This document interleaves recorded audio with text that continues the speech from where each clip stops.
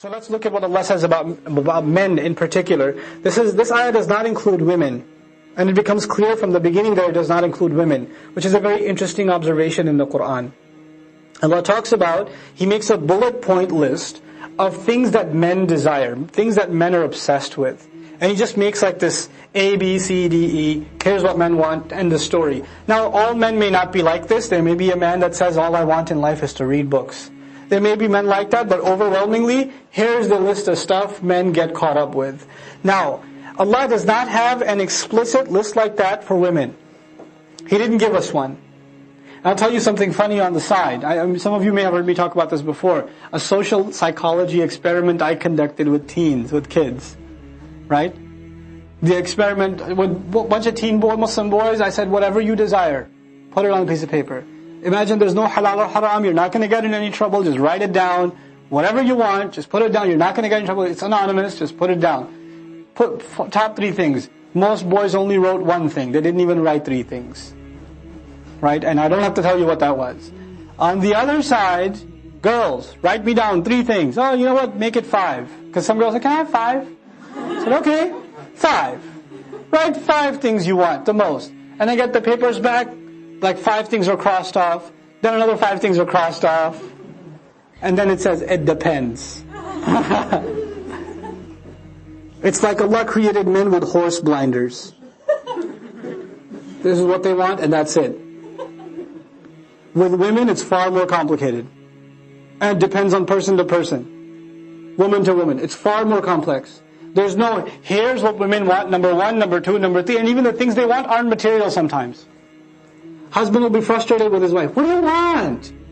I got you presents. I got you a nice, car, this and that. She goes, I'm not happy. Why don't you? I just want to talk. But we're men talking. No, this is not talking, real talking. What is real talking? I don't understand. You won't understand. For us, it's like, Allah just called it out. It's like we have a very basic operating system. It's got a few major programs in it that are running in the background all the time. And here's what they are. زُيِّنَ لِلنَّاسِ, for people what was beautified, حُبُّ الشَّهَوَاتِ مِنَ النِّسَاءِ, the love of getting desires from women. The Prophet ﷺ says, the worst fitna he fears after he goes for the men of this ummah is women. Fahsha, they can't let go of it. الشَّيْطَانُ يَعِدُكُمُ الْفَقْرَ وَيَأْمُرُكُمْ بِالْفَحْشَاءِ, can't guard your eyes, can't help yourself. And especially in a society where it's so readily available all the time on your mobile devices, on your laptops, outside, inside, everywhere. It's all around you. It's in the language, it's in the music, it's in the TV screen, it's in the laptop screen, it's the phone screen. It's everywhere. It's in your coworkers. It's in your classmates, everywhere. Is it possible that our standards of guarding our shame will drop? If we can't hold on to what we've been given in this deen, they'll start dropping and dropping and dropping and dropping, and the standards will drop. You'll see them in the way our youth are dressing, especially our girls. You'll see it in the stuff they're listening to, they're watching. You'll see it in their language. The kullu ina'in bima fihi yandah. Right? Every container only gives out what it contains. If filthy language is all that's coming out of your mouth, it means your mind is running filth all the time. That's the spyware installed by shaitan on your hard drive, on your processor. It's constantly running. Constantly running. Allah says, حُبُّ الشَّهَوَاتِ مِنَ النِّسَاءِ. Then the later desire, وَالْبَنِينَ, and having sons. You may not have that desire right now. There's some boy sitting here, some younger guy saying, I don't want no sons, I don't care. What do I want them for? When you get 45, when you get 50, and you start looking at your son like, yeah. They may never tell you they're proud of you, but they're so proud of you. They talk to everybody about you. They talk to everybody about you. Everybody, my son did this or that or the other. When you come home, they tell you you're scum, you're nothing, you're worthless. But you are their pride and joy, especially for fathers. My son did this, my son did that, he did this, he did that. وَالْبَنِينَ وَالْقَنَاطِ, and banin, because it's the jama' mudhakkar salim, it can include boys and girls. It actually can. Okay? وَالْقَنَاطِيرِ مِنَ الْمُقَنْطَرَةِ, huge piles that have been piled up. Al-qanatir are piles. Al-Muqantara, the ism maf'ul, added on top because they have been piled up. In other words, there was a small pile, and they came back and piled some more on, then they piled some more on, then they piled some more on. Min al-dhahabi wal-fidda, made of gold and silver. Min al-dhahabi wal-fidda, piles of gold and silver. We don't have gold and silver piles, we have gold-backed currency, silver piles. And you go back and you add to that pile every time, you make a deposit every time, then you check on your mobile phone, hey, what's the deposit? What's the current balance? Then 5 minutes later, I missed my balance. Let me check it again. Is it still there? Ah, yes. What do you mean login failed?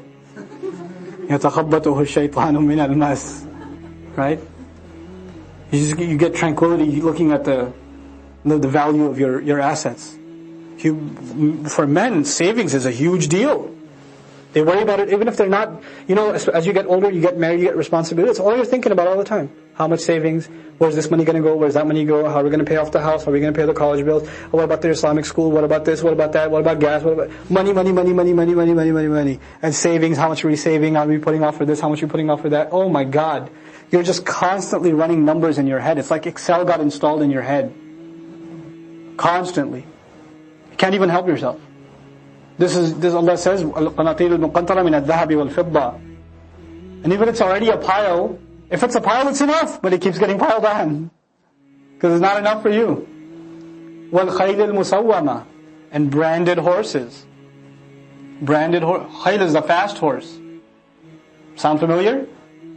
Fastest cars in the world. All have horses on them.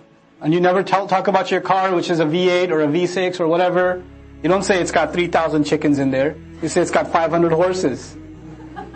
It's got 400 horses. Yeah. You don't do that, do you? To this day, the point of pride is the horse. It's a symbol of manhood and the steed that runs fast. Whether it's the Ferrari or it's the Mustang or whatever else, they like to put that little horse on there. Right? And the engine is horsepowers. It's incredible. It's like it's human obsession to this day. Al-Khayl Musawwama. Then he says, وَالْأَنْعَامِ, and cattle. For farmers, the way they make their money is their cattle. The cattle is what they call their cash cow. Ever heard that term? Right? It's inspired by farming. Because the way you're going to make money on the farm is using your cattle. Today, your cattle is your computer. Your cattle is your office space. Your cattle is your business, the front desk. Your cattle is your storefront. This is the way you make money. The assets you put into your business. For the farmer, it was the an'am. For us, it's all of these things we put money into. If you've got a warehouse, that's your cattle now. If you've got assets online, if you've got computers, if you've got employees, those are all your cattle. Not just your employees or cows or donkeys. But you understand what I'm saying. They're a means for you to make your money. And that becomes a point of pride for you in and of itself. Even though that asset that you have isn't your wealth, it makes you your wealth. But you take pride in that too. This is my office right here. This is my business over here.